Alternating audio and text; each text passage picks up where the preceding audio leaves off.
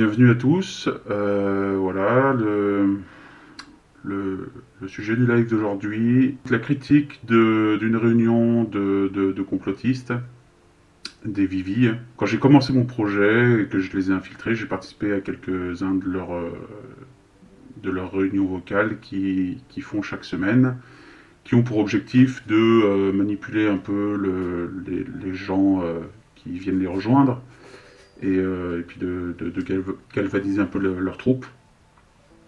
J'avais déjà fait quelques enregistrements que vous avez entendus dans la vidéo de la chaîne Septic in the Pub de Valais, la vidéo de Calou. Et bon, j'avais mis quelques extraits. J'ai réécouté la semaine dernière leur vocal que je n'avais pas écouté depuis un petit moment. Et j'ai à nouveau enregistré, j'en profite toujours un peu pour enregistrer ce qui se dit. Et je me suis dit que ce qu'il disait quand même était plutôt grave, plutôt inquiétant. Et je me suis dit, faut pas que je garde ça pour moi. Et voilà, on est donc là ce soir pour ça, pour partager ça ensemble. Et puis pour pouvoir en faire une critique ensemble, qu'on puisse mettre un peu le point sur tout ce qui ne va pas dans leur discours et qu'on puisse ensuite diffuser tout ça pour que les personnes qui boivent leurs paroles puissent avoir accès à une critique de ce qu'ils disent pour les manipuler. J'ai préparé tout ça, j'ai fait un petit fichier vidéo, voilà, qui va apparaître ici, sur lequel on va pouvoir voir donc les petites lignes qui bougent quand ils parlent, et vous allez pouvoir entendre ce qu'ils disent dans leur réunion. Eh bien, on va se lancer. Juste un petit détail malgré tout, donc leur réunion dure plusieurs heures. Moi j'ai un enregistrement de 2h15 à peu près. On va pas tout écouter, tout critiquer ce soir parce que ça va être beaucoup trop long. J'essaie de me limiter à 1h et demie grand max de live. Et puis on reprendra éventuellement pour un autre live la suite de l'enregistrement. On va lancer ça tout de suite. Et puis je me pose à chaque fois que j'ai quelque chose à dire. Et puis surtout vous aussi, n'hésitez pas à critiquer ce qu'ils vont dire. Si vous voyez qu'il y a des systèmes de manipulation, que voilà, je n'ai pas prétention de savoir tout détecter. Et si vous-même vous repérez, mais bon, je pense qu'il y a des choses qui sont assez grosses et que vous pourrez repérer, on va pouvoir travailler ensemble à repérer tout ce qui ne va pas dans leur discours. Allez, c'est parti. Vous me dites si vous entendez pas. Dès que vous voyez les lignes bouger, c'est que ça parle. Le revoilà. Je suis désolé, j'ai des problèmes de connexion. Donc je me rappelle pas, je vois pas où j'en étais. Donc c'est bon, on est dans la réunion On n'a directement. rien entendu. Rien du Au tout. début, Mike. Donc, Les voix sont modifiées. Donc pour changer, je vais commencer par Tout dire est en fait anonymisé. que nous sommes pas, et ensuite ce que nous sommes. Alors je disais, nous sommes pas violents. Alors, je vais mettre tout de suite pause, hein, ça va aller assez vite. Voilà, cette première phrase, nous ne sommes pas violents. Objectif étant de camoufler justement leur violence, hein, puisque leurs attaques de cyberharcèlement sur les réseaux, c'est quand même une certaine forme de violence, sans parler de ce qu'ils envisagent de faire aussi dans la vie réelle, mais ils vont en parler un petit peu plus tard, on va en parler aussi. Ils redéfinissent un peu le mot violent pour que ça colle à leur discours. Parce que c'est des gens pour qui la violence c'est un problème et il faut pas ce qu'ils font, faut pas le définir comme violent, quoi. Du coup voilà, ils sont non violents, par contre ils lancent des insultes, des attaques, tout ça, il n'y a pas de souci. En fait ils partent du principe qu'à partir du moment où c'est sur les réseaux sociaux, et ben c'est non violent, quoi. À partir du moment où c'est pas dans le monde réel, et ben c'est pas violent. Par contre, si tu vas dans la réalité et que tu insultes quelqu'un, et ben voilà, là ça va être une forme de violence. Par contre, sur les réseaux, ça ne l'est pas. Pour eux, évidemment. Nous ne proférons aucune menace, aucune injure. Donc proférons aucune menace, aucune injure, ça c'est pas vrai du tout. Euh, des menaces, alors vous les voyez pas forcément beaucoup, mais il y en a un peu sur leur salon d'information hein, quand même. Et puis bah, des injures, hein, ça, si vous avez vu les attaques, c'est vrai que du coup mon bot les diffuse pas pour rester discret en ce moment. Mais bon, si vous les avez vus dans les précédentes publications que le bot avait fait, bah, des insultes, ils en font quand même pas mal, quoi. Nous ne détériorons rien quand nous faisons nos actions territoire. Nous ne détériorerons rien sur nos actions sur les territoires. Donc voilà, il parle un peu des actions sur les territoires qui font. C'est quelque chose qui est très, très actif en Italie et l'avantage avec eux, c'est que ce qui se passe en Italie, ça a tendance à arriver un petit peu après en France. En voyant, quand on voit ce qu'ils font en Italie, on peut se préparer à avoir la même chose en France quelques semaines ou quelques mois plus tard. Et en Italie, ils font des tags sur les centres de vaccination, ils les détériorent. Voilà, tout le contraire de ce qu'il vient de ce qu'il vient de dire, quoi, finalement. Et bon, ils font ça en Italie. Ils commencent à faire des tags en France. Je crois pas l'avoir vu sur des centres de vaccination, mais ils commencent à en faire un peu dans les rues. Et ils s'amusent beaucoup à coller des stickers aussi. Alors bon, je sais pas si on peut qualifier ça comme de la détérioration, hein, c'est pas un acte très fort. Mais bon, ils ont commencé par ça en Italie, et puis bah, maintenant ils en sont à saccager les centres de vaccination, quoi. Bref, on va continuer. Nous ne faisons aucune promotion et nous dissocions de tout test, de tout faux passe sanitaire ou test. Alors ça c'est aussi quelque chose qui est récurrent sur leur salon, effectivement, dès qu'il y a quelqu'un qui vient, qui propose de vendre des fausses attestations, voilà, il reste pas trop, il n'est pas accueilli, quoi, en tout cas. Et sur les salons de discussion qu'ils ont entre eux, les salons de discussion privés, ils disent bien qu'ils ne veulent pas de ça. Ils disent qu'ils ne veulent pas faire dans l'illégalité, même s'ils le sont.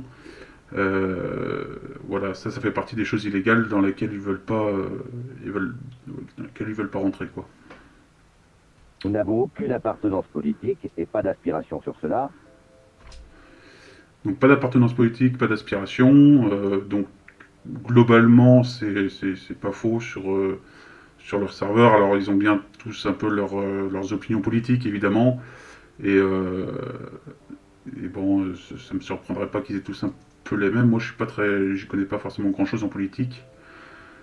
Mais bon, c'est pas faux que sur leur salon, ils évitent de parler de politique, quoi. Ils ne s'associent pas à un parti politique. Nous n'avons non plus aucune résonance religieuse ou autre. Donc voilà, rien à voir avec la religion. C'est pareil, sur leur salon, enfin, en tant qu'individu, évidemment, ils ont des religions. Bonsoir, Alliance de Lumière.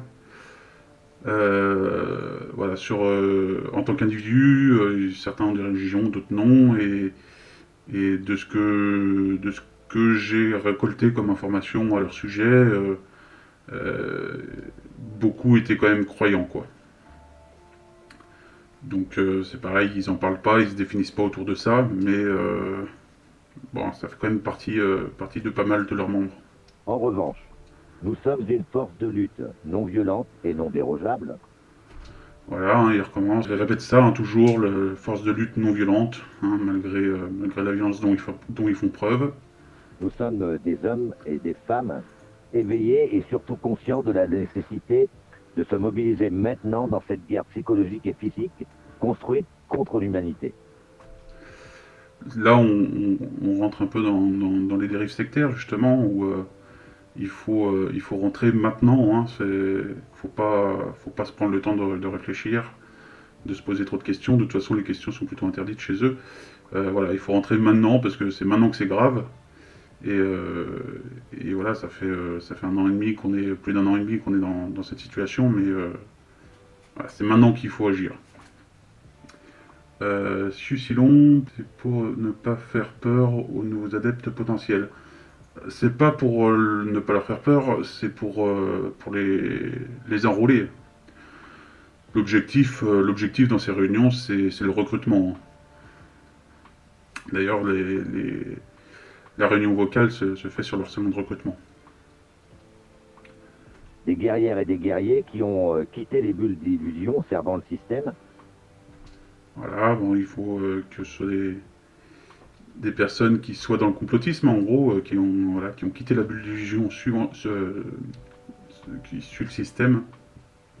Donc la notion bien connue des complotistes, du système, voilà, qu'on est que la plupart des gens, sauf eux qui sont éveillés, sont dans une bulle d'illusion.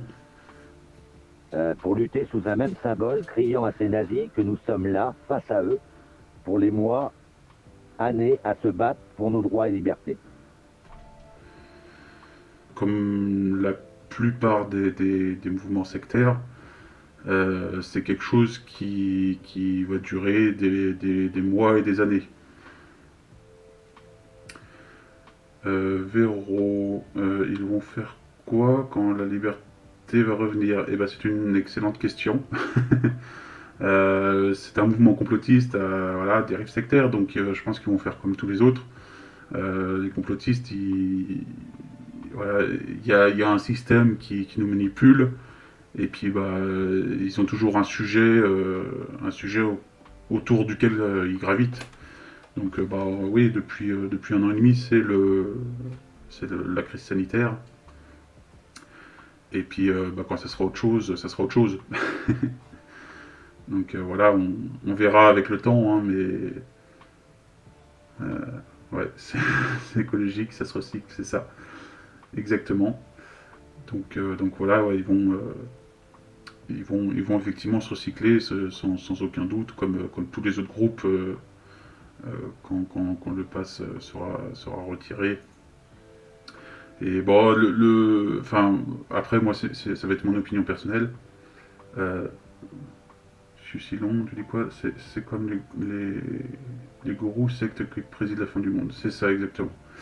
Et ouais, ça, c'est mon opinion personnelle, mais à mon avis, le vaccin, c'est quand même quelque chose qui, a priori, n'a pas une immunité définitive, enfin, ne donne pas une immunité définitive. Et du coup, il viendra un moment, alors je sais pas, si on dit que le vaccin, enfin, il immunise pendant un an, 2 ans, 3 ans, je sais pas, si au bout de 2 ou 3 ans, bah, il commence à y avoir de moins en moins de personnes immunisées et de plus en plus de morts, ça me surprendrait vraiment pas qu'il y ait un retour du pass sanitaire, quoi. Et du coup, bah, ça va servir les complotistes, hein, évidemment. Donc, voilà, ils vont... Quand le pass va être levé, parce que bah, ça se passe pas trop mal pour l'instant, et c'est plutôt en bonne voie, bah, voilà, ils graviteront sur d'autres choses que le pass, ou même d'autres choses que la crise sanitaire, mais à mon avis, c'est un sujet qu'on n'est pas prêt de se débarrasser et qui graviteront toujours un peu autour, quoi. Allez, on continue. Bibi nous donne les outils à se former dans la forme de lutte. Alors voilà, hein, Vivi nous donne des outils. Alors, il donne rien du tout, il donne un salon sur lequel il diffuse des attaques, et puis une petite notice d'explication. Enfin, il n'y a même pas de notice en fait. Voilà, ils expliquent juste qu'il faut copier-coller les messages sur les liens qui sont diffusés, donc il n'y a aucun outil. Alors, ils ont bien un petit salon de problèmes techniques, si jamais les gens, parce que bon, parmi eux, il y a des personnes qui ne sont pas très douées avec la technologie et qui ont besoin de petites explications, même pour faire des copier-coller. Ou pour quand ils sont bloqués avec leur compte ou des trucs comme ça pour comprendre ce qui se passe, quoi. Mais bon, ils fournissent pas d'outils, si ce n'est leur salon d'attaque. Chaque guerrier apprend à être autonome dans la solitude et solidaire en meute. Ouais, c'est quelque chose qui répète beaucoup. Ils veulent que les guerriers soient autonomes. C'est d'ailleurs dans les fichiers audio que l'on doit écouter pour être recruté.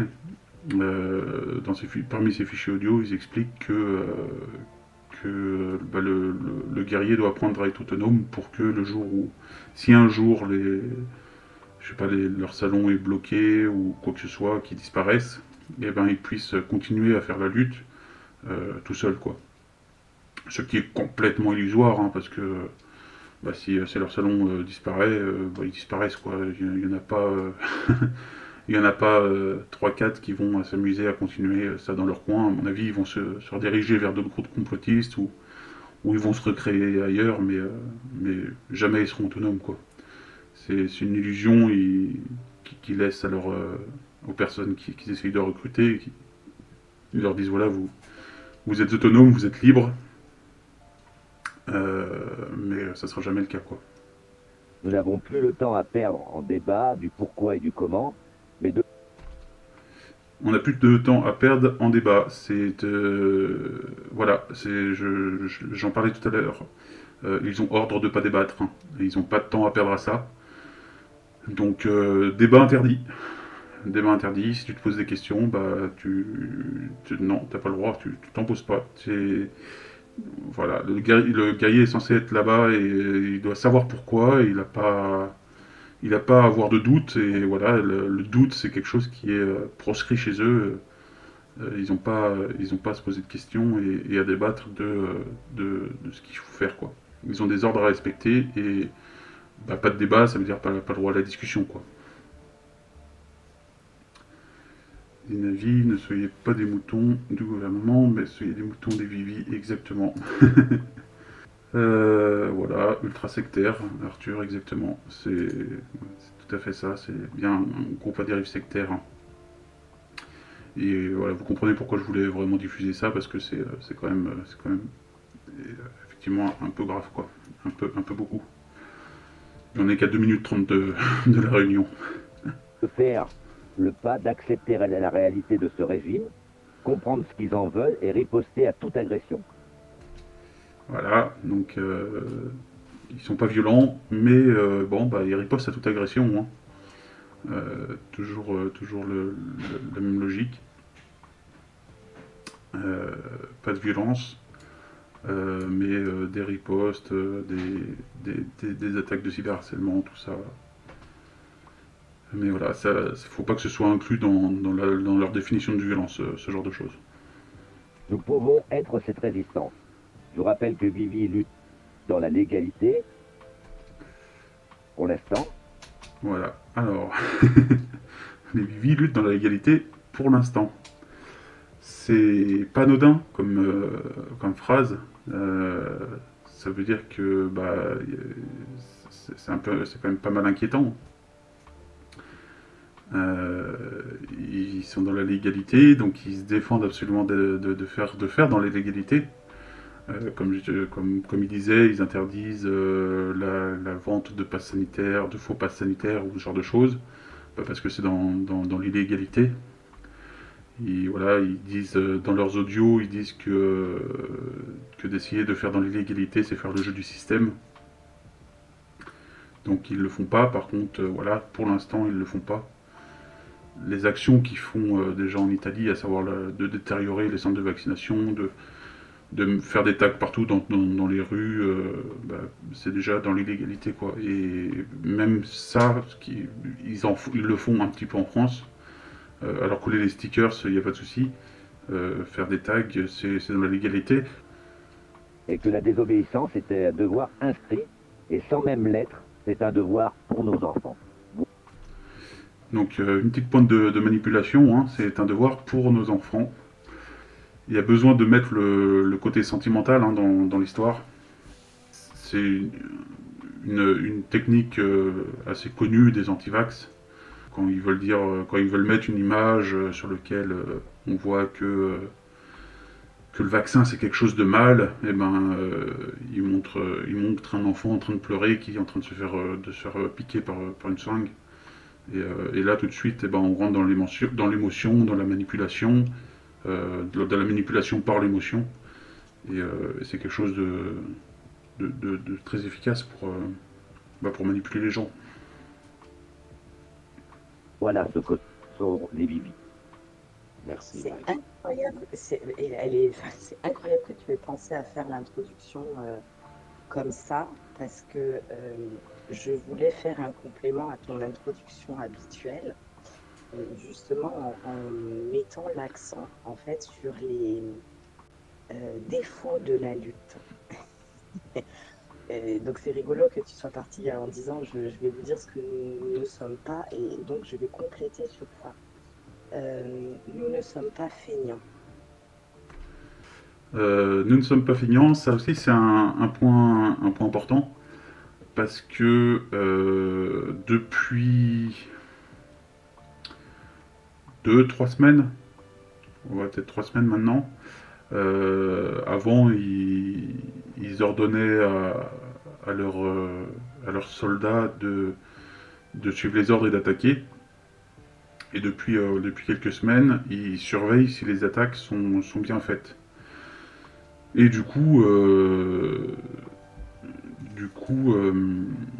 bah, toutes les personnes qui n'obéissent pas, et ben, ils se font éjecter. Donc voilà, autant avant, bah, on pouvait observer sans agir. Aujourd'hui, c'est plus possible. Si quelqu'un a été recruté, il a ordre d'obéir, il est obligé d'obéir sous peine d'être exclu, quoi. Là encore, on est complètement dans la dérive sectaire. C'est-à-dire que bah, tu te lis avec les personnes du groupe, et puis une fois que tu es bien ancré avec eux, et ben on te menace de t'exclure, et puis bah, si tu es exclu, tu te retrouves tout seul. C'est exactement comme ça que fonctionnent les sectes, quoi. Voilà, toujours jouer sur les mensuels, en effet, histoire de garder que les extrémistes. Sélection des plus croyants, avec test pour rester dans le groupe, ouais. Donc voilà, alors, il y a déjà les tests pour rentrer dans le groupe. Mais ouais, c'est même pas des tests pour rester dans le groupe, c'est que bah, il faut obéir aux ordres, et ils vérifient que les ordres sont bien exécutés, sans quoi bah, ils mettent les gens dehors, quoi. J'avais plusieurs comptes, on a filtré chez eux, et j'en ai eu quelques-uns. Alors j'ai eu de la chance entre guillemets, c'est que ils ont donné des avertissements. Et du coup, bah, pour la plupart de mes comptes, j'ai pas agi, mais il y en a où j'ai quand même bah, suivi les recommandations que j'ai reçues par message privé. Comme quoi, bah, il fallait que je devienne plus actif, même s'il n'y avait pas de menace au début d'être viré. Il n'y en a eu que sur la fin avant de virer, quoi, en fait. Et donc j'ai encore quelques billes chez eux, mais bon, en tout cas, les inactifs, maintenant, c'est dehors. Du coup, il y a une isolation des membres envers leur famille, etc. Oui et non. Ils sont pas mis à l'écart par le groupe, mais leur croyance les met assez souvent. Enfin, en tout cas, ils en parlent pas mal. Ils sont mis à l'écart, eux-mêmes se mettent à l'écart de leur famille, ou leur famille les met à l'écart parce que bah, ils sont dans des délires, quoi. Donc souvent ça passe mal, et ça peut vite se fâcher avec la famille ou ce genre de choses. Donc voilà, le groupe ne les incite pas à quitter leur famille, il les pousse pas du tout dans ce sens-là, au contraire. Ils défendent les droits des enfants, etc. etc. Enfin, selon eux, hein, évidemment. Ils disent qu'ils font ça pour les enfants, etc. Donc bon voilà, c'est oui et non. La lutte, c'est très difficile. cette guerre est une guerre psychologique. Ça, c'est quelque chose qui a été compris très rapidement, puisque dès mars 2020, les premiers Vivi l'ont très brillamment exposé dans une série d'audio relativement, comment dire en français, enfin, avec une vision à long terme qui s'est avérée malheureusement exacte. Et quelque chose que nous ne disons pas suffisamment, mais qui est très importante, c'est que la stratégie de lutte des Vivi est une stratégie de lutte, ce que tu as dit à la fin, sur le long terme, pour l'avenir. Ça n'est pas une baguette magique, c'est une stratégie qui ressemble à une construction qui sera faite avec beaucoup de patience, avec beaucoup de temps, qui nécessite énormément d'endurance, énormément de courage, énormément de persévérance, énormément de constance et d'assiduité dans la présence, qu'elle soit active ou moins en fonction des aléas de la vie.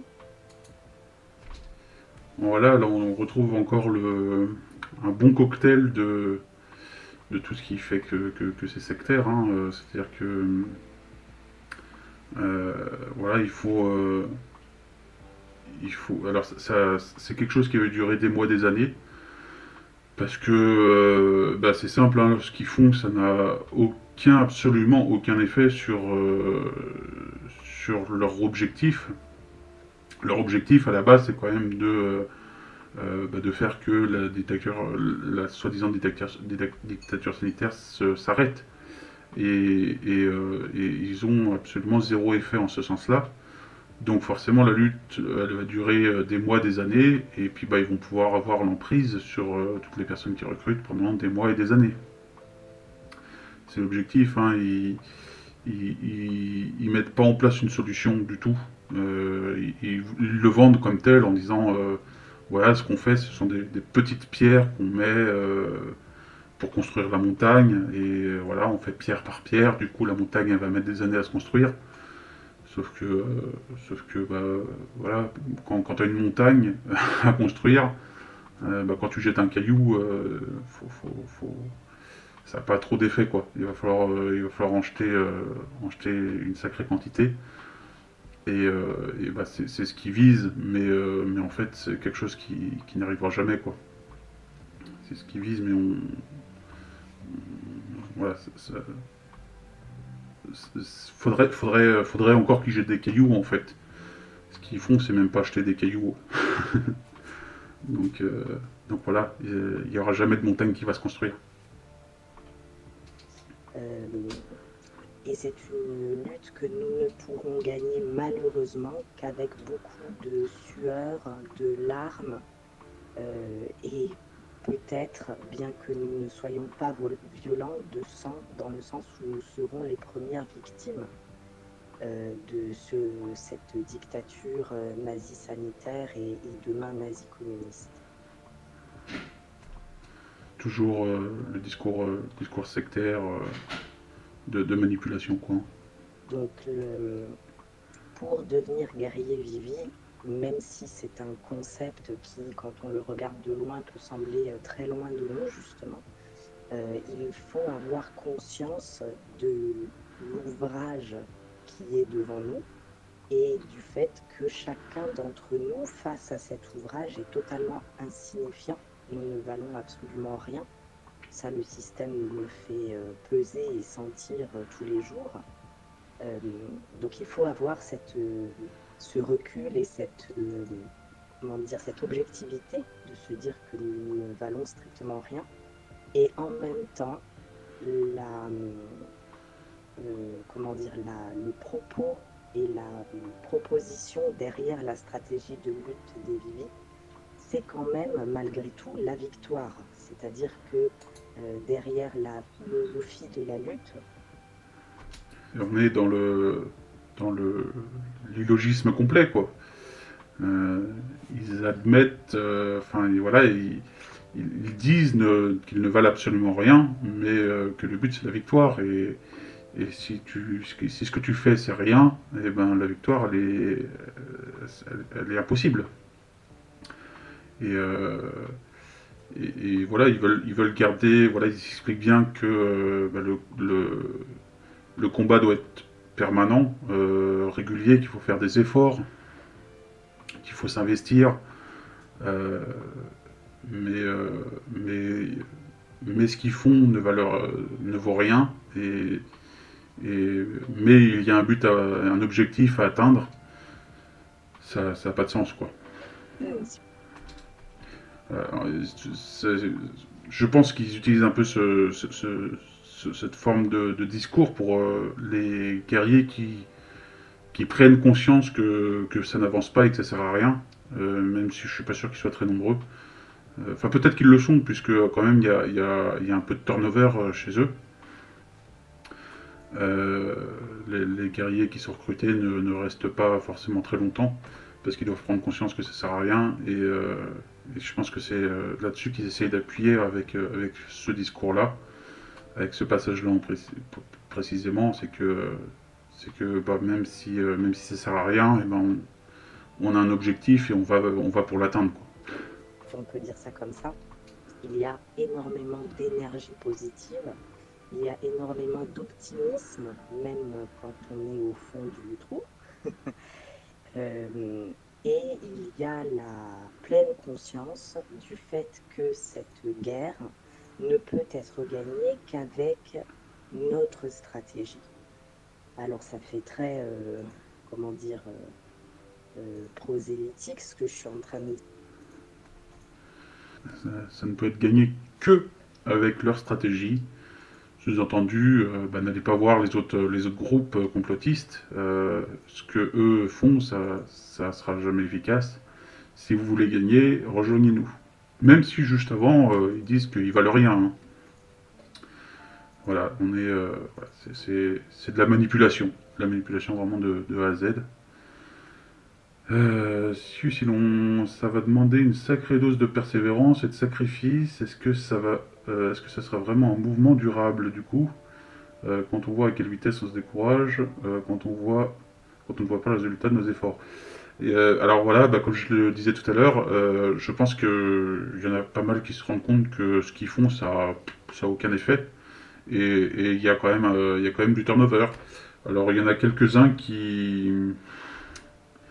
comment dire, qui persistent, qui s'accrochent. Je pense que ce sont des personnes qui sont surtout qui se lient de, je sais pas si on peut dire d'amitié, mais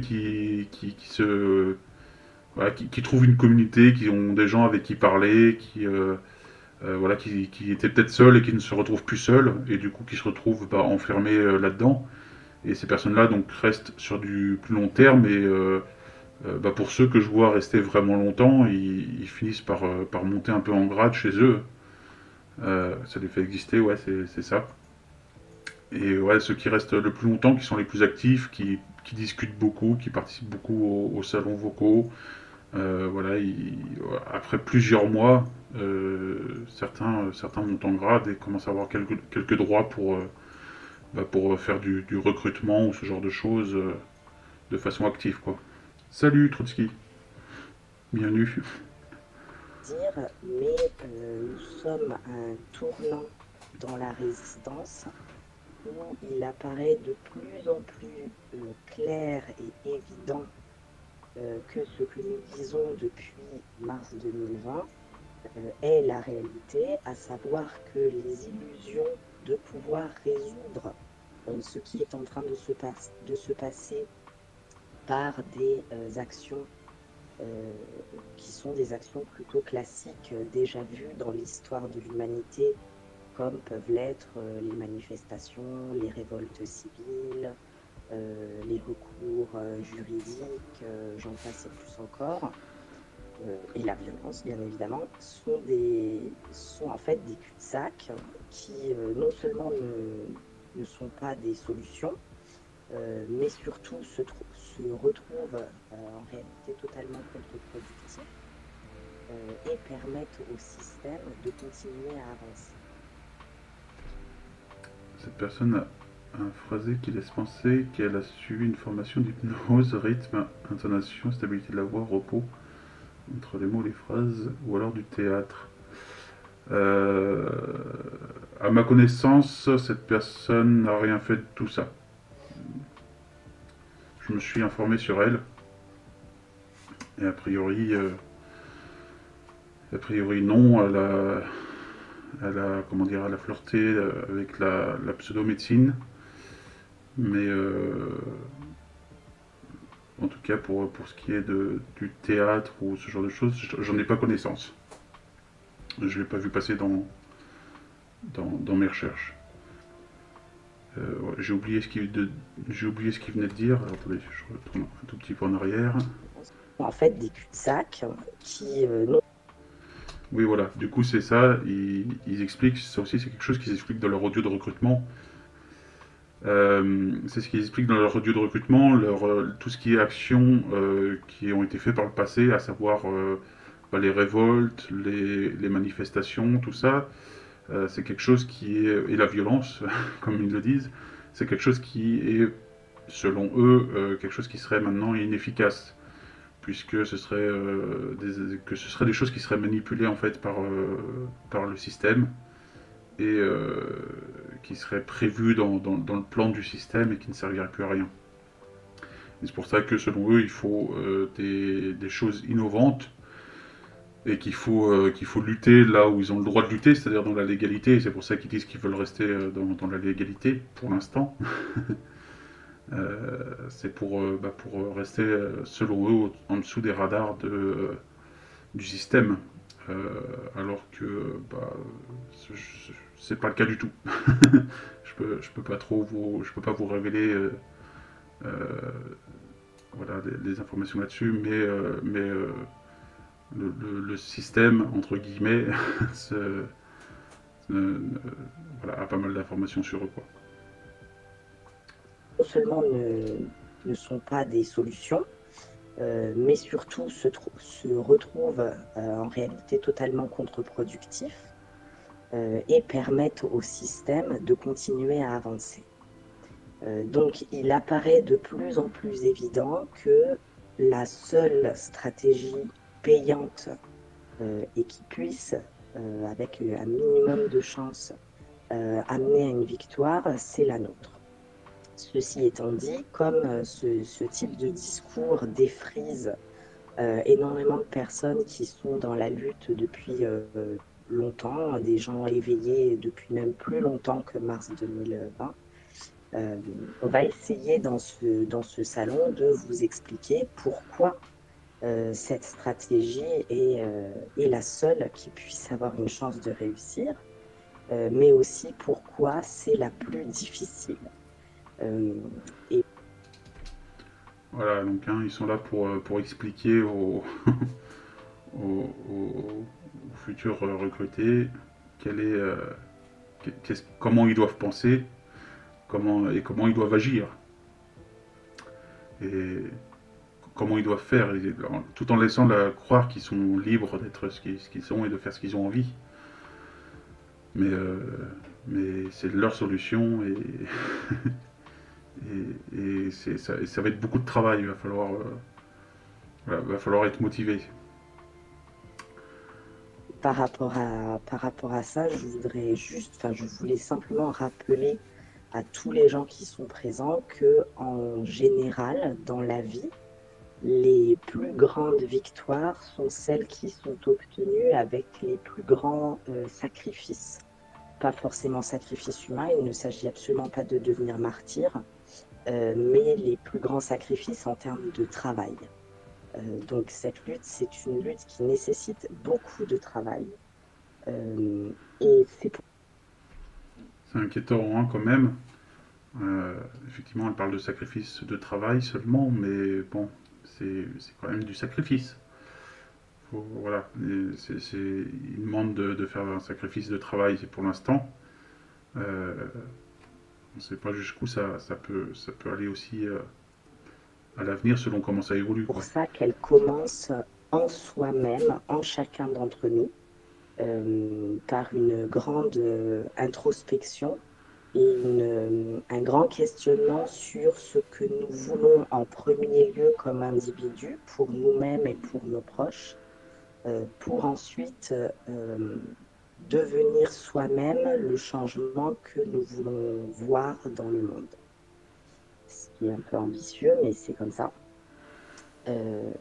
Donc voilà, enfin, c'était le complément de ton introduction et c'est incroyable que tu aies pensé à partir à l'envers d'habitude parce que je voulais justement mettre les points sur les i en précisant, parce que j'ai lu là cette semaine sur le groupe d'accueil beaucoup de personnes qui en fait sont à la recherche d'une baguette magique, mais les baguettes magiques n'existent pas. Alors, il ne voit rien de tout ça hein, sur, sur les salons d'accueil. C'est une façon de manipuler toujours les gens pour leur faire comprendre que voilà, ça va pas se résoudre facilement. Et bah, pour encore et toujours appuyer qu'il va falloir charbonner, quoi. L'heure est grave, la problématique qu'on a en face de nous est grave, et il n'est possible d'en sortir qu'avec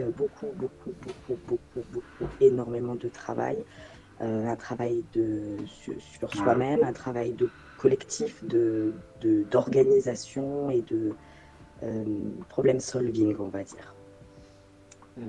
Voilà, si Fabri veut ajouter quelque chose par rapport à ça. Non, merci, Marc-Léon, vous avez tout dit, c'est bien. Donc, on peut laisser la parole aux autres. Pour moi, ça va. Est-ce que je peux dire un mot quand même sur le symbole? Oui, il y a le thème de la soirée quand même. Hein. Vous Oui, avez voilà. Oui, il parle le thème de la soirée. Voilà, il est censé y avoir des thèmes chaque semaine. Les thèmes sont récurrents. C'est un peu tout le temps les mêmes thèmes qui tombent. Non, non, du tout. Ça, c'était juste l'introduction générale, en fait.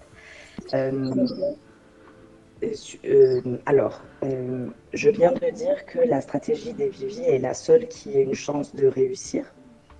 Statistiquement parlant, cette chance est très faible, mais elle existe. Et l'outil, en fait, génialissime de la stratégie, qui est la démonstration du fait que cette stratégie a été réellement réfléchie et conçue exprès pour cette guerre, c'est précisément le symbole.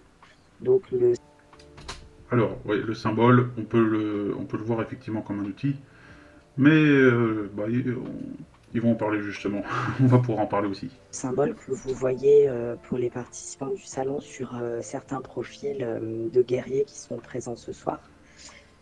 Pour la petite histoire, ce symbole, ça n'est pas un W, ce sont deux V entrelacés qui sont dans un cercle, mais qui brisent le cercle. Donc il y a une idée au travers ce symbole qui est celui de l'union, mais en même temps de sortir des schémas.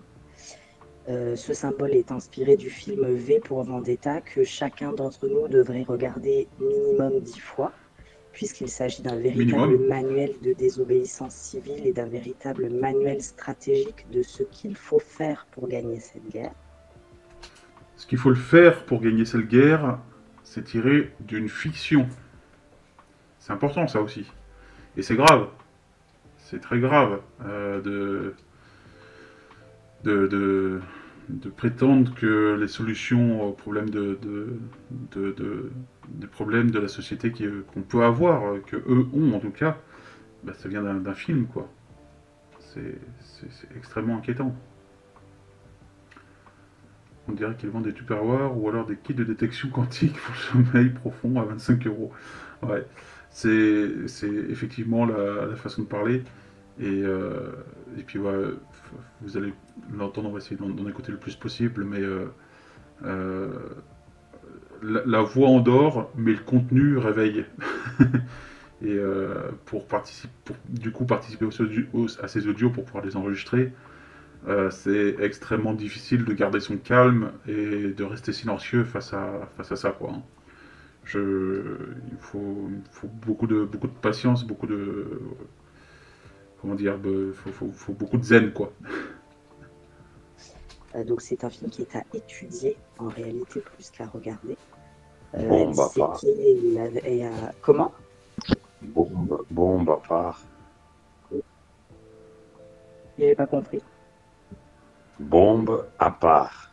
Ah oui, bombe à part, oui, évidemment. Désobéissance civile. Il faut regarder la stratégie qui est mise en place et pas l'utilisation hollywoodienne des armes, etc., etc. Oui, précision importante. Un petit mot sur ça, Marie, Le film entier est hollywoodien, hein. La stratégie aussi. si tu me permets. Oui, bien sûr. Sur le film, vous le trouverez dans le canal doc de Vivi, hein. Je vais le poster sur le groupe Bibliothèque. Voilà. Merci. Ah, ça, c'est bien, comme ça, il est à disposition de tout le monde. Oui. Et puis, ouais, ça, c'est super.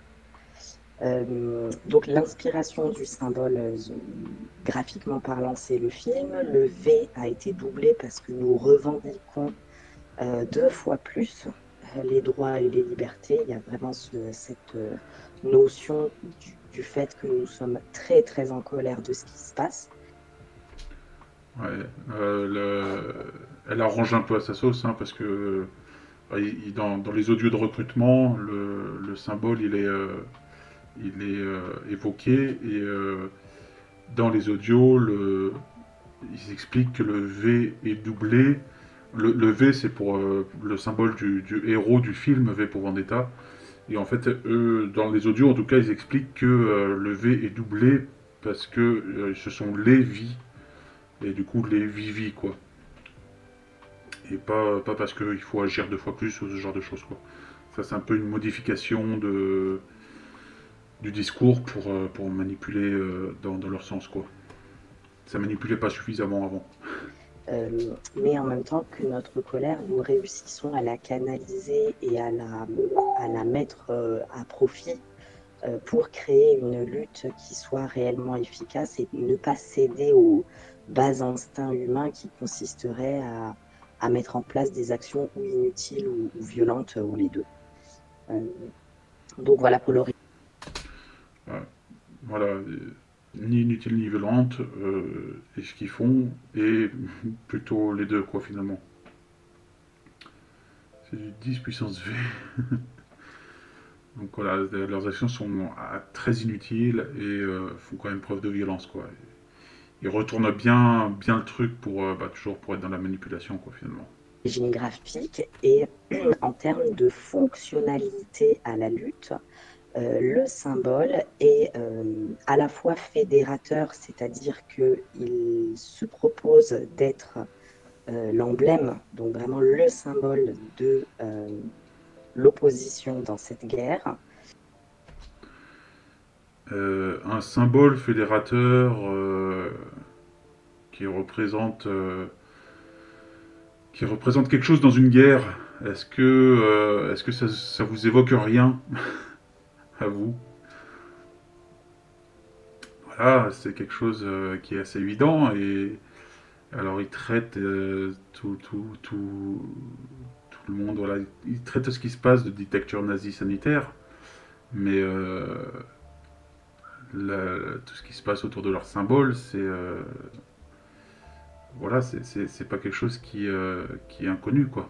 C'est un symbole qui n'a pas de passé, puisqu'il a été créé spécifiquement pour cette guerre.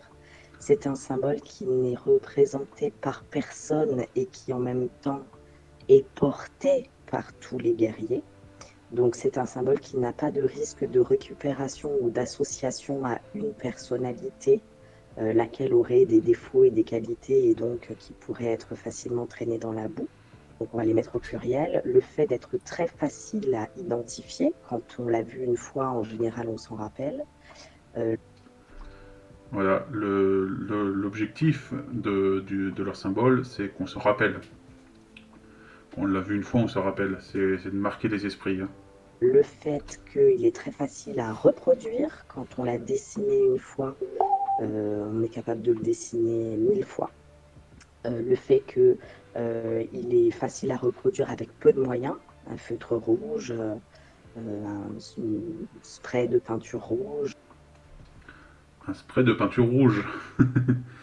Voilà, l'exemple est donné innocemment, il n'est pas innocent du tout. Certains font des pochoirs, enfin voilà, il est quand même Voilà. très facile à exposer sur le territoire en toutes circonstances et avec peu de matériel et peu de moyens et très rapidement. Donc on peut le déposer à un endroit et s'en aller rapidement. Et s'en aller rapidement. C'est-à-dire que pour des gens qui sont dans la légalité et qui sont du coup censés ne rien avoir à craindre, on peut poser le truc et s'en aller rapidement, quoi. Vraiment, ils font un beau package de manipulation. Et puis voilà, si on décortique un petit peu, qu'on regarde un peu dans le détail, quand même, il y a des petits pics par moment où ça va pas bien, quoi. le symbole porte en lui les simples concepts de la défense des droits et des libertés sans violence. C'est sa seule voix, on va dire. C'est le seul message qu'il transporte avec lui. Un autre gros avantage de ce symbole, c'est que ce symbole dépasse les frontières. C'est un symbole qui n'est pas lié à une culture ni régionale ni nationale. Donc c'est un symbole qui peut être porté par un guerrier français, un guerrier belge, un guerrier espagnol, un guerrier italien, un guerrier québécois, un guerrier japonais, un guerrier, peu importe le lieu où le symbole atterrit, de toute façon, son message reste le même. Ce symbole a comme principale fonction celle d'occuper le territoire. Nous l'avons dit en introduction, cette guerre est une guerre psychologique. Cette guerre est basée sur des concepts en réalité plutôt simplistes que sont la propagande. Si vous allez vous intéresser à ce qu'est la propagande pour comprendre comment fonctionne une propagande est exclusivement basée sur le fait de marteler des messages très simples de manière extrêmement répétitive, le plus souvent possible et le plus partout possible. Ça se dit pas, mais on va le dire comme ça, de manière de telle sorte à entrer dans la tête des gens jusqu'à ce que les gens, face à un mensonge, se persuadent que ce mensonge est réel. Alors, jusqu'à cette dernière phrase, c'était pas trop incorrect, effectivement. Et en ce sens, une propagande n'est pas forcément quelque chose de mauvais. Alors si par exemple j'ai publié aujourd'hui justement un exemple un peu qui va dans ce sens-là sur les réseaux sociaux, mais si on prend le fait que le gouvernement nous répète régulièrement qu'il faut manger 5 fruits et légumes par jour, on peut qualifier ça peut-être de propagande. Après, je suis pas suffisamment expert dans le domaine, mais bon, je pense que ça peut être qualifié de propagande, puisqu'effectivement, c'est un message qu'on nous répète régulièrement, mais c'est pas un mensonge, et c'est quelque chose qui est bénéfique pour notre santé, quoi. C'est pas une propagande des lobbies des fruits et légumes ou ce genre de conneries. Bien qu'il serait bien capable de le croire, hein, ça j'en doute pas. Mais voilà, une propagande n'est pas forcément quelque chose de mauvais. Mais bon, ils ont bien pris soin de rajouter cette petite phrase à la fin, qui est que l'objectif des propagandes, c'est de faire rentrer un message et de faire d'un mensonge une réalité. Et c'est la critique qu'ils font au système. Et ce qui est assez ironique, c'est que c'est exactement la même critique qu'on peut leur faire à eux, puisque ils font ce qu'ils appellent la contre-propagande, donc en faisant de la propagande eux aussi, mais dans le sens, enfin voilà, en diffusant en masse des messages contraires à ceux du gouvernement. Et du coup, ils ne font que répéter un message, marteler un message chez les gens, quoi, jusqu'à ce que un mensonge devienne réalité, quoi. Et pour le coup, c'est vraiment un mensonge voilà, qui j'espère, ne devient pas réalité pour grand monde, mais bon, si ça arrive à recruter du monde, c'est qu'ils en ont bien quand même quelques-uns qui y croient, quoi. Et ça, c'est quelque chose qu'on a vu très très bien pendant les confinements, par exemple, où on disait de manière martelante, matin, midi et soir, et partout, à la télévision, dans la presse, dans le bureau de tabac qui a mis une affiche à l'entrée du magasin, partout, partout, partout, dans les écoles, on nous disait que une certaine maladie nouvelle et inconnue était mortelle et qu'il y avait des morts, des morts, des morts, des morts, des morts et que c'était une catastrophe. Et en fait, beaucoup de personnes ont perdu pied parce que c'est le travail que fait la propagande et ont arrêté de faire confiance à leurs yeux pour faire confiance à une information qui ne correspondait absolument pas à ce que leurs yeux voyaient. Quand on est un peu familier avec les outils de l'esprit critique, on sait que les yeux, c'est pas un outil fiable pour rendre compte de la réalité du monde extérieur. Si je vous parle de rayons ultraviolets, vos yeux, ils sont pas capables de les voir. Ou de rayons infrarouges, parce que bon,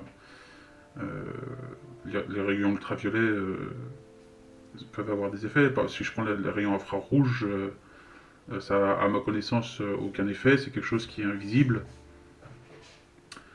Et pourtant, c'est quelque chose qui est bien réel. Et je ne vous parle pas de l'infiniment grand ni de l'infiniment petit, qui fait partie de notre monde réel. Tout ce qui est microscopique, tout ça qu'on ne peut pas voir sans appareil, tout ce qui est les planètes, les choses comme ça qu'on ne peut pas voir sans lunettes. Voilà, ce sont des choses qu'on ne peut pas voir à l'œil, et on a besoin d'outils. On a besoin d'outils pour comprendre la réalité de notre monde.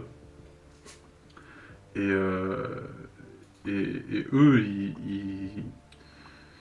pour eux, il faut jeter les outils et il faut faire confiance à ses yeux pour savoir. Et c'est pas avec les yeux qu'on construit de la connaissance. Enfin, bien sûr que si, hein, évidemment, on construit, on construit de la connaissance avec les yeux, mais on ne suffit pas que à ses yeux. On sait que les sens humains sont quelque chose d'imparfait. Et on utilise des outils. On utilise des outils et il y a des outils pour rendre compte de ce que provoque la pandémie. Donc voilà, il faut s'informer, il faut regarder quels sont les outils et après on les critique si quelque chose ne va pas, mais on dit pas que les yeux sont la seule chose fiable et que bah, si on voit pas quelque chose, c'est qu'elle n'existe pas, quoi. Et ça, c'est grave. Voilà, c'est quelque chose d'assez grave parce que y a plein de choses graves qui se passent régulièrement dans la réalité et qu'on ne voit pas. Et je sais pas, j'ai pas d'exemple comme ça, mais moi je suis sûr qu'on a tous des choses auxquelles on n'est pas confronté, on n'est quasiment jamais confronté, et pourtant qui est bien réel, quoi. J'ai jamais vu d'avion se cracher, pourtant il y a des gens qui meurent de crash d'avion. Voilà, c'est pas pour ça qu'il faut pas faire de la sécurité au niveau des avions, quoi. Voilà, pour prendre un exemple. Mais qui a été conduite tellement bien avec des techniques de manipulation mentale, de PNL et d'hypnose collective que le monde entier a été convaincu de certaines choses. Idem actuellement pour la vaccination. La propagande actuelle vise à dire que le vaccin est notre sauveur, les vaccinés sont totalement immunisés. Là aussi, c'est quelque chose que j'ai beaucoup aimé. Les vaccinés sont totalement immunisés. On a encore une belle forme de manipulation parce que c'est totalement déformé enfin, l'information qu'on reçoit autour des vaccins. Les vaccins n'ont jamais totalement immunisé personne. Le vaccin, il est efficace à 90%. Donc voilà, totalement immunisé, ça veut dire que bah, ce serait efficace à 100%.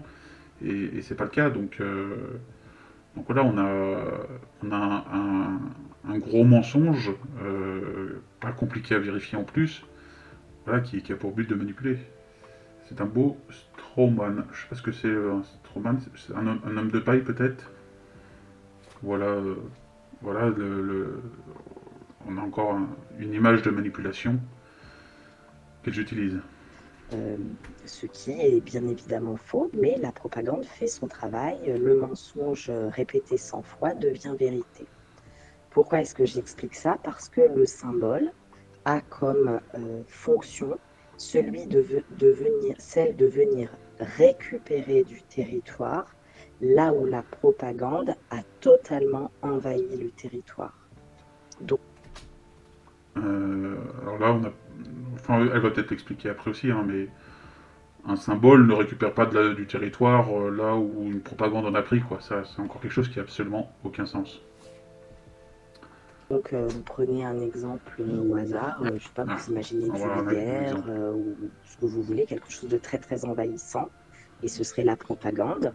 Et le symbole va petit à petit, avec le peu de moyens que nous avons à notre disposition, et c'est pour ça que je disais en introduction que la lutte est très difficile parce que c'est gratter une montagne à la petite cuillère, mais le symbole va progressivement regagner du terrain et regagner du territoire et réoccuper le territoire là où la propagande sévit. Elle explique pas comment, hein. Là, elle vient juste de répéter que le symbole allait reprendre du territoire là où il y a de la propagande. Mais enfin voilà, vu que ça n'a aucun sens, elle explique pas comment, quoi. Il faut qu'il se regarde dans une glace, ça fait peur, oui, ça. Un peu, oui, c'est sûr. C'est la raison pour laquelle ce symbole, pour ceux qui le souhaitent évidemment, pour ceux qui se sentent guerriers et qui veulent entrer dans cette lutte parce qu'ils la trouvent cohérente et intelligente, ce symbole doit être endossé en toutes circonstances, partout, et doit être divulgué et diffusé de la même manière, à la hauteur d'une contre-propagande. Donc là où l'ennemi a envahi le territoire, nous allons réoccuper le territoire jusqu'à devenir suffisamment envahissants nous-mêmes pour pouvoir nous opposer à l'ennemi à force égale. Alors là, ce qu'ils entendent par là, je pense un peu comprendre ce qu'elle veut dire, c'est quand ils font des actions de tag ou de collage de stickers. Les fois où je les ai vus le faire en France, en tout cas, ils le faisaient beaucoup sur des petits panneaux dans les entrées des magasins où il y avait écrit que le masque était obligatoire, ou ce genre de choses. Marilyn, l'ironie du score est assez impressionnante, oui, ça c'est sûr. C'est marrant qu'il parle du film Tout pourri avec Nathalie Portman et pas de l'excellente BD de Frank Miller. Effectivement, ça pourrait être intéressant de leur demander un peu s'ils ont creusé le sujet ou s'ils se sont arrêtés seulement au film. Bon voilà, on continue sur la diffusion de l'enregistrement. Ça, c'est quelque chose qu'on observe à l'œil nu extrêmement bien sur les réseaux sociaux. Et du coup, j'en viens à l'une des questions de Marion hier qui disait « Mais est-ce que vos actions sont exclusivement sur le web ?» Alors, pas exclusivement. Évidemment, le but du jeu, c'est de sortir du territoire digital. Mais pour l'instant, le territoire digital est encore à notre disposition. C'est un territoire de choix pour l'ennemi qui mène une propagande féroce. Et c'est un territoire qu'il est totalement possible de réoccuper avec le symbole au travers des actions simples, non coûteuses, qui ne nécessitent même pas de sortir de chez soi, qu'on peut faire depuis son canapé, à la condition qu'elles soient organisées et coordonnées. Donc le fait d'endosser le symbole sur les réseaux sociaux, de le mettre sur son compte Gmail, de le mettre sur son WhatsApp, de le mettre sur son Telegram, de le mettre sur son Facebook, de le mettre sur YouTube, de le mettre partout où vous êtes, fait que quand vous allez écrire à votre cousine Lucette « Coucou, comment tu vas ?» La cousine Lucette, doublement vaccinée et croyant dur comme fer à la propagande, va en fait recevoir en même temps que votre « coucou, comment tu vas ?» comme une espèce de gifle dans la figure avec ce symbole. Je répète ce qu'il disait il y a encore quelques minutes, hein, sont une lutte non violente. Par contre, le symbole, l'objectif, c'est de mettre des baffes, quoi, quand même. Voilà. Ah, c'est des baffes psychologiques, alors bon, c'est pas violent. Euh, Attends, c'est non coûteux, mais ça demande des sacrifices. Ouais, c'est non coûteux en argent, mais ça demande des sacrifices en termes de temps et d'investissement, quoi. Voilà, mais à part ça, on n'est pas violent. Exactement, Marilyn. Donc, l'objectif de leur symbole, c'est aussi la terreur, même si de la façon dont on l'explique, c'est complètement illogique aussi, parce que bah, la cousine Lucette, là, ou je sais plus comment elle l'appelle, elle va voir le symbole, elle va faire oh, bah, elle a changé de photo de profil, ok, merci, au revoir. Soit elle va être curieuse, et puis voilà, effectivement, ça peut dériver. Mais bon, s'ils en parlent pas, s'ils font que l'afficher, euh, ça n'a aucun effet. Par contre, leur objectif, eux, c'est pas que ça n'a aucun effet, c'est de mettre des baffes et c'est d'instaurer la terreur, hein. C'est une forme de terrorisme. Elle va le recevoir une fois, 2 fois, 10 fois, 20 fois, 100 fois, jusqu'à ce que ce symbole lui entre dans la tête et que ce symbole devienne aussi, comment dire, aussi connu et aussi épais et aussi dense que la propagande. Voilà, leur objectif, hein, c'est de rentrer dans la tête des gens. Voilà, ils veulent s'insinuer dans l'esprit des gens et marquer les esprits. Dans ce DENSE que la propagande pour pouvoir s'y opposer de manière efficace dans la tête des... Je faisais un parallèle tout à l'heure avec le symbole qui a été utilisé à la dernière guerre. Alors, je suis pas historien, hein, mais il me semble que c'était un peu la même chose, hein. Quand on voyait leur symbole à eux, bah, ça inspirait pas ça inspirait plutôt la peur, quoi, pas la sécurité. Et voilà, c'est vers ça qu'ils se tournent et ils insultent donc les personnes qui attaquent, les institutions, les mairies, les préfectures, les médias, tout ça. Mais bah, ils utilisent la même, enfin, ils utilisent le symbole de la même façon qu'était utilisé le symbole de la dernière guerre, quoi. des gens. Parce qu'il faut bien voir que cette guerre se passe dans la tête des gens. Si les gens changent d'avis, la guerre est gagnée. Mais pour les faire changer d'avis, nous n'avons plus le temps et nous n'avons pas les moyens de ne recourir qu'à la contre-information. La contre-information est très bien, mais la contre-information a ses limites, et en particulier la limite de la dissonance cognitive que la contre-information n'arrive pas à franchir et n'arrive pas à briser. Alors c'est intéressant parce qu'elle parle quand même de dissonance cognitive, donc c'est pas quelqu'un qui est ignorant de ce que c'est, euh, et qui a quand même un minimum de connaissances sur bah, comment, comment ça fonctionne, comment fonctionne comment dire, notre façon de réfléchir, quand il y a quand il y a des contradictions qui viennent dans notre tête et comment on les gère, quoi. Et ouais, je sais pas trop quoi penser de ça parce que euh, ils ont quand même des raisonnements très illogiques, mais ils ont quand même des connaissances sur le sujet, quoi. Donc d'un côté, ils paraissent pas malins, et de l'autre côté, bah, un peu quand même. Donc voilà,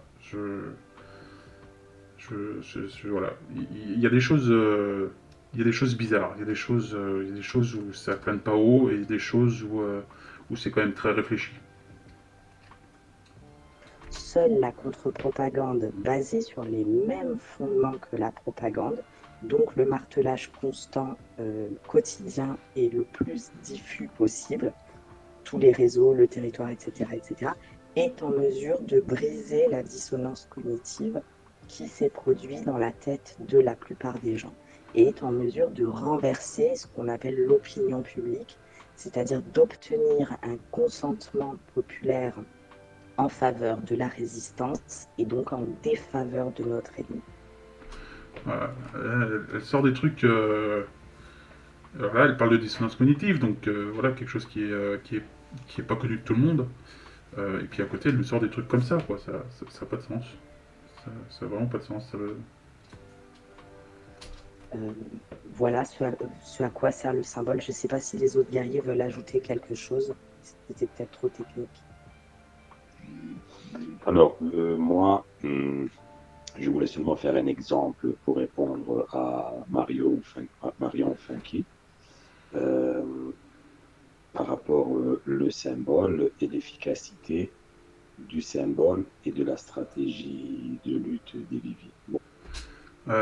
Je sais pas si enfin, j'en ai pas parlé ce soir, mais bon, j'en ai déjà parlé sur à d'autres occasions. Les Vivi donc sont un groupe qui est originaire d'Italie, et j'avais déjà expliqué que certains d'entre eux dans les salons vocaux avaient des accents italiens, et ben voilà, lui en fait partie.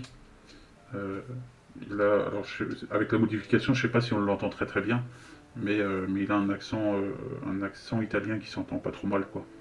Premièrement, très bien. Et du coup, ouais, j'en ai quand même à ma conclusion, c'est que il y a de fortes chances quand même que les personnes qui ont des accents italiens soient parmi les fondateurs des Vivi en France, pas en Italie, mais en tout cas en France, bien qu'il y en a parmi eux qui sont d'origine française aussi. Hein. Bien ce que tu as dit par rapport le fait que c'est une guerre médiatique et donc il faut agir exactement sur le même plan. On peut faire des exemples vraiment basiques. Un match de foot, les deux équipes jouent au foot. Il n'y en a pas une qui joue au foot et l'autre au tennis. Sinon, ça ne peut pas fonctionner. Et comme une guerre, on est sur un champ de bataille, c'est pas la peine d'aller lutter dans un autre champ de bataille. Bon, là on est encore dans vous venez lutter chez nous et n'allez pas lutter ailleurs. Là ils essayent d'enfermer un peu les personnes qui les rejoignent, pas pour qu'ils restent avec eux et qu'ils n'aillent pas voir ailleurs, quoi. C'est vraiment un discours de charlatan, la méthode se base sur le pouvoir du symbole et c'est tout. Alors là, la réunion, le thème de la réunion, c'était le symbole. Du coup, il parle beaucoup du symbole. Je crois que le thème du symbole est quand même un thème très récurrent dans les réunions. Ils ont quelques autres thèmes, mais je les ai pas en tête là comme ça. Mais bon, ils vont du coup se concentrer pas mal sur le symbole. Et bon, on n'aura probablement pas le temps d'en voir plus qu'autre chose ce soir dans cette réunion. Mais il y a des échanges de questions-réponses qui ont lieu plus tard avec les personnes qui sont en cours de recrutement. Et puis bah, on pourra écouter ça et analyser ça dans un autre live.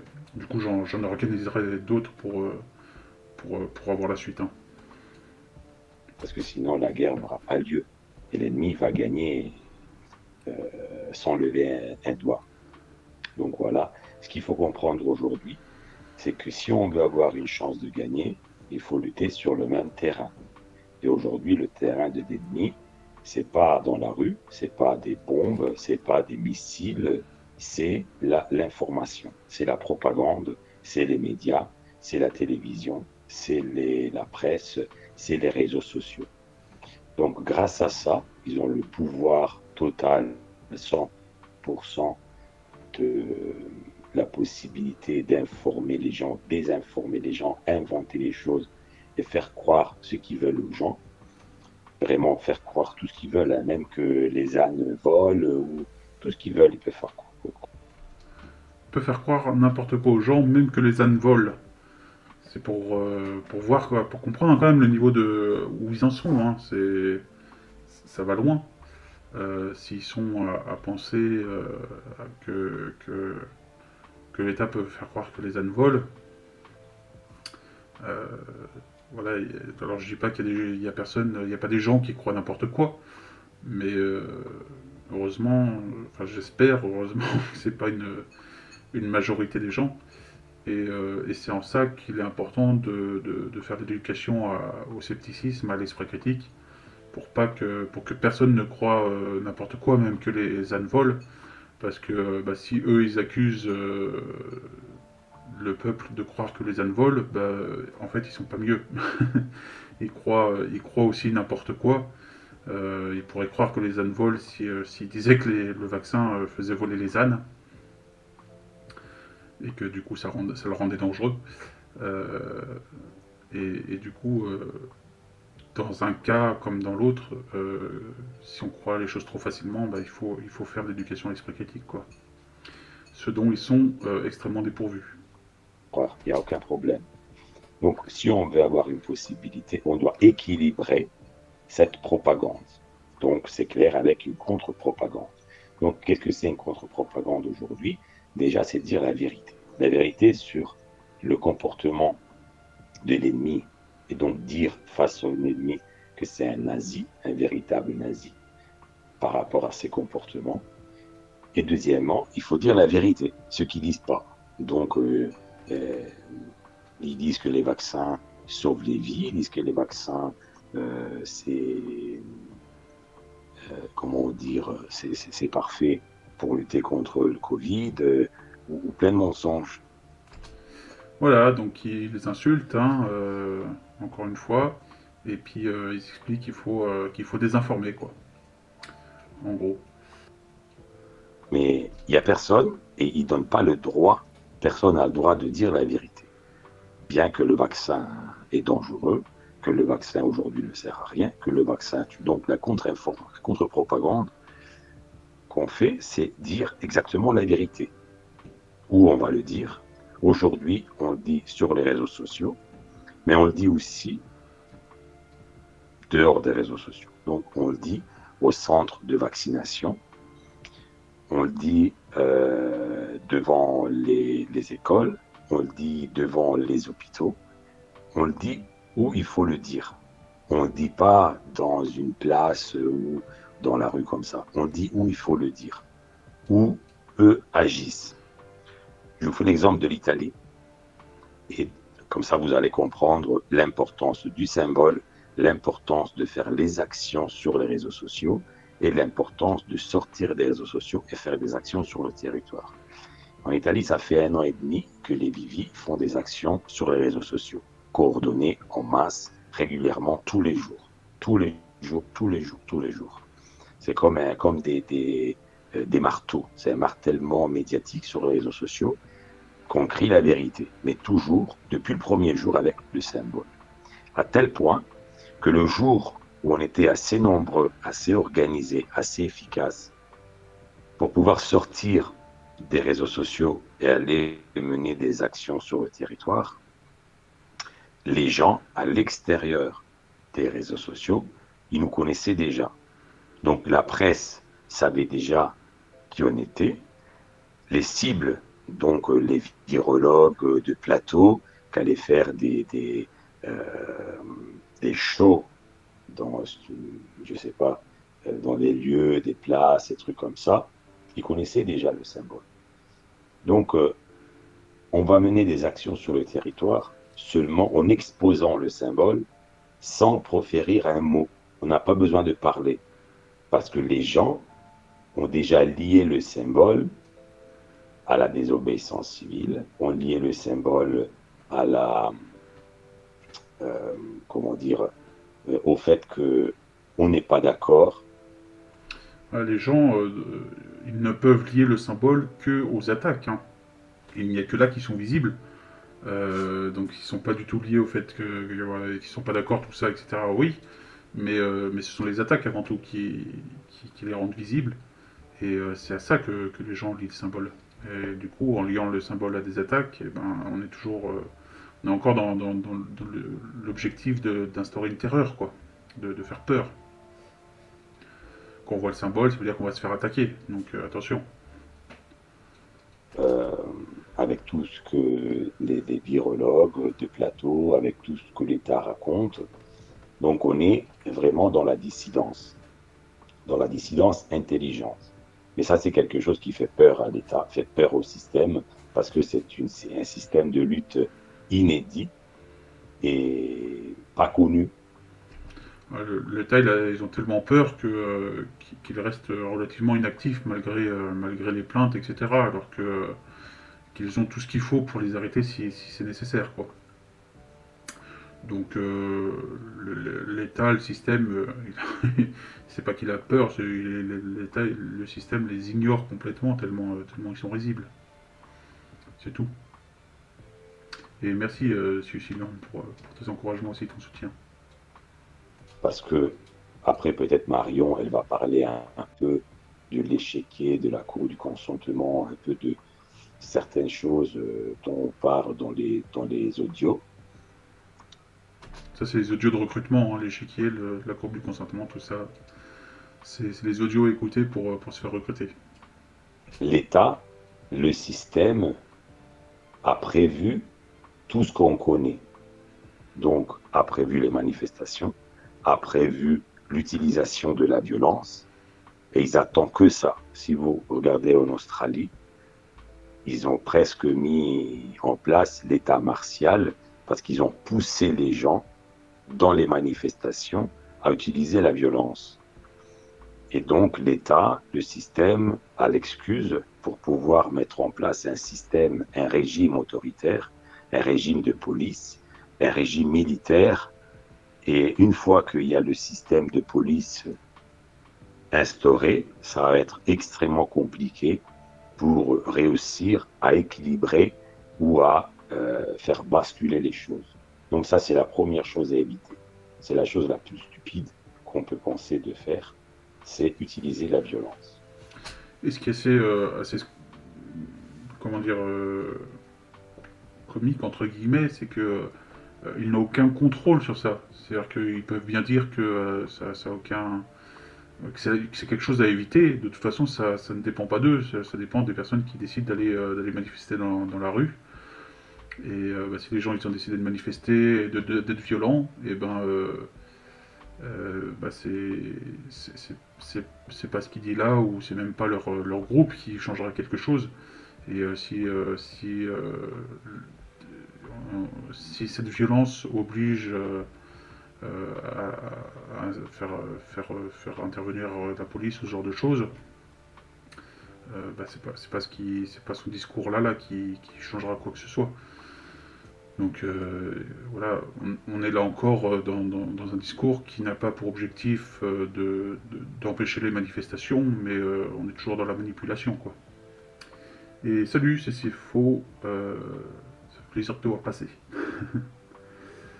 Suicilon, ça fait penser au système de recrutement des Proud Boys en moins efficace. Je connais pas les Proud Boys, mais je me renseignerai pour voir, parce que s'il y a des similarités avec des choses un peu extrêmes, ça peut être intéressant de faire des rapprochements pour voir s'ils utilisent les mêmes méthodes ou pas, quoi. Donc voilà, l'État a prévu ça. Donc les manifestations, pour la plupart, sont organisées par par le système. S'ils ne sont pas organisés par le système, ils peuvent manipuler les manifestations comme ils préfèrent. S'ils veulent que les manifestations restent pacifiques seulement pour faire défouler les gens, ils le font, ils ne bougeront pas. Merci Le Mireille moment qu'ils veulent que suivre. la manifestation devienne violente, ça suffit de mettre dedans une dizaine de gens à eux. Et voilà que la manifestation peut tranquillement devenir une manifestation extrêmement violente où la police va intervenir et voilà, le tour est joué. Voilà, dans l'esprit de cette personne, le système, pendant les manifestations, peut placer une dizaine de personnes qui sont sous son contrôle, qui ont été amenées ici volontairement par le système, dans le but de commencer à faire des violences et du coup pousser la police à intervenir et rendre légitime l'intervention de la police. Dans leur esprit, ils pensent vraiment que le système fait vraiment a le pouvoir sur tout et n'importe quoi et que personne n'est au courant, évidemment. Hein. Enfin, si ce n'est eux dans leurs esprits, il n'y a jamais aucune affaire qui est éclatée dans ce sens-là. Et puis bah, ça colle bien avec ce que les gens peuvent voir, puisque il est quand même assez fréquent d'avoir quelques casseurs dans les manifestations bah, qui font que la police peut intervenir. Et puis bah voilà, maintenant quand les gens qui auront bien écouté et avalé ce discours-là, quand ils vont voir quelques casseurs, ils vont dire ah bah voilà, ça c'est les gens du système qui ont été employés par le système pour empêcher la manifestation, pour pousser les policiers à intervenir et couper court à la manifestation, quoi. Et on peut continuer à parler de choses que l'État a déjà prévues toute la nuit. Parce que, voilà, comme les camions en Italie, sont en train de faire, même s'ils ne le font pas exprès, le jeu de l'État. Parce qu'on sait que l'État veut, euh, comment dire, créer de la pénurie alimentaire, veut créer des problèmes, du chaos. Et nous, eux, en faisant ça avec les camions, même s'ils ont un pouvoir énorme, euh, mais il est mal utilisé parce qu'ils vont bloquer les autoroutes en croyant de déranger le système, alors qu'ils dérangent seulement le peuple. Et le système, il est là tranquille, qui les regarde en rigolant, en disant voilà, il y a quelqu'un qui fait le boulot pour nous. C'est là aussi on a encore quelque chose d'intéressant puisque il explique quand même que ce que font les routiers en Italie, c'est quelque chose qui donne de la visibilité au fait qu'ils sont mécontents, alors que c'est exactement ce qu'ils disent qu'il faut faire avec leurs symboles. S'ils faisaient des manifestations en posant des symboles partout, et ben ça irait exactement dans le sens de ce qu'ils souhaitent, quoi. Euh, Mais bon, voilà, il y a toujours des points qui sont pas logiques dans leur discours de manipulation. Voilà l'histoire. C'est un peu compliqué, mais bon, voilà. Donc, l'importance de faire les actions sur les réseaux sociaux est fondamentale pour faire connaître le symbole, mais pas le symbole autant que les deux V avec un cercle. Non, la signification, le significat, la voix du symbole. Il n'y a rien de mieux au niveau de diffusion médiatique qu'utiliser les réseaux sociaux. Et les plus connus, Facebook, les réseaux sociaux de l'ennemi, en fait, il faut utiliser. Parce que ce sont les plus connus. Donc, il y a plein de monde. Et c'est seulement grâce à ça qu'on peut avancer avec notre stratégie de faire connaître le symbole, les vivis et la, la signification du symbole. Droit, liberté, non-violence. Une fois qu'on est assez connu dans les réseaux sociaux et on est assez nombreux, on va sortir des réseaux sociaux et le tour est joué parce qu'on n'a même pas besoin de parler. Ça suffit de dessiner le symbole que les gens vont tout de suite associer le symbole au non-vax. Alors, ouais, là aussi, hein, c'est assez inquiétant, ou alors ceux qui sont recrutés ne se posent pas de questions, mais il explique quand même que ils vont se faire suffisamment connaître sur les réseaux sociaux pour ensuite sortir des réseaux sociaux. Sauf que faut pas faire de manifestations, faut pas faire de lutte violente, faut pas, en gros, faut rien faire quoi de ce qui est possible de faire dans la vie réelle. Du coup, sortir des réseaux, c'est pour faire quoi? Et c'est là que c'est un peu inquiétant parce que quand ils seront assez nombreux, qu'est-ce qu'ils vont faire vu que soit ils vont être obligés de revenir sur ce qu'ils ont dit depuis le début et bah, ça les décrédibiliserait complètement. Je pense pas que c'est ce qui se passera. Soit ils vont faire des choses bah, faut que ce soit des choses qui n'ont jamais été faites avant, donc ça peut aller loin quoi. voilà, faut rester très vigilant, je pense, sur eux et sur ce qu'ils font. Vont associer le symbole à la désobéissance civile, vont associer le symbole à quelqu'un qui est en train de lutter contre ce système. Bonsoir, monde identifiant 2021. Ouais, c'est vrai que ça fait penser au film La Vague et ça a des choses assez similaires, c'est vrai. J'ai pas vu ce film depuis très longtemps, il faudrait que je le revoie pour voir effectivement s'il n'y a pas des, des ressemblances à mettre en évidence entre ce qui se passe dans ce film et ce qu'eux ils font. Hein. Ça peut être intéressant. Voilà. Donc, tout est lié à partir des réseaux sociaux, le symbole, la force de lutte non violente, désobéissance civile. On avance avec des actions sur le territoire, coordonnées, ciblées, et on avance et on peut arriver extrêmement loin. Toujours en fonction du nombre de guerriers que nous sommes. Parce que comme dit toujours Marion, il faut toujours calculer le risque-bénéfice. C'est pas la peine de faire des actions. Voilà, une petite pointe hein, quand même, c'est extrêmement drôle de entendre un antivax parler de il faut toujours faire le calcul bénéfice-risque quoi. Parce que bon, ce calcul il a été fait par de très nombreux scientifiques au niveau de la vaccination. Et puis bah, là il dit ouais faut quand même faire le calcul quoi. Ce serait bien qu'il le fasse aussi pour la vaccination quoi. Territoires qui ont un risque énorme avec peu de bénéfices. C'est trop bête et stupide. Donc il faut faire le contraire. Faire des actions où on risque rien, quasiment rien, où le risque est minime, et avoir des résultats importants. Et voilà, là aussi, hein, c'est toujours pas très rassurant, puisque le but c'est d'avoir des résultats très importants en prenant des risques minimes. Il y a sans doute des choses qui peuvent être très graves. Avoir un résultat important, ça peut être quelque chose qui est très grave, quoi. Hein.